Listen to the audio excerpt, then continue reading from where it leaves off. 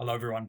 A good friend and client of mine sent me a very interesting video from Topher Field. And to his credit, he didn't blame the real estate bubble and crisis on the usual, mass immigration, lack of supply, and all that. He understands that it's the government's fault. But once again, another video about Australia's real estate hyperbubble without a single mention of the Reserve Bank of Australia. The RBA is the primary cause. But firstly, let's give Topher some credit. You should check out his video that I've linked in the description. And he's saying we have built enough houses, and he's correct in some regards. This graph backs that up, showing that Australia has built more houses per 1,000 people in the past decade than almost all other nations. Someone pointed out in the comments that we used to have 4.1 people living in the same house. Now it's only 2.6. That's a great point. I would argue that, again, the RBA suppression of interest rates makes it possible for the 25-year-old kids to move out of mum and dad's place, go into massive debt to overpay for real estate. They couldn't do that if interest rates were higher.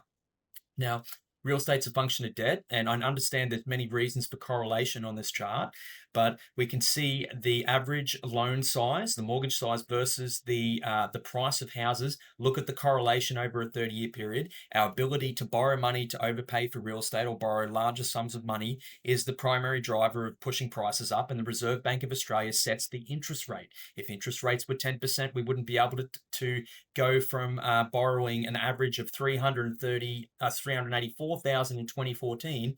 10 years later, the average loan size is 666,000 in 2024.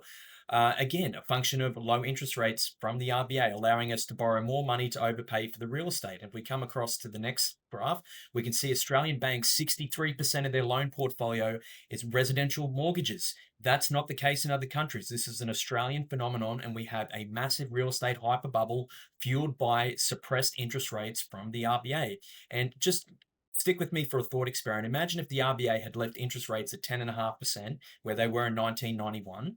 What would happen? Well, in my opinion, for starters, we'd have no inflation, or we might actually have a fall in cost of living, meaning that housing prices and rents would be the same as they were in 1991. Could you imagine that, with a steady or falling cost of living, not the inflation that they've been deliberately creating?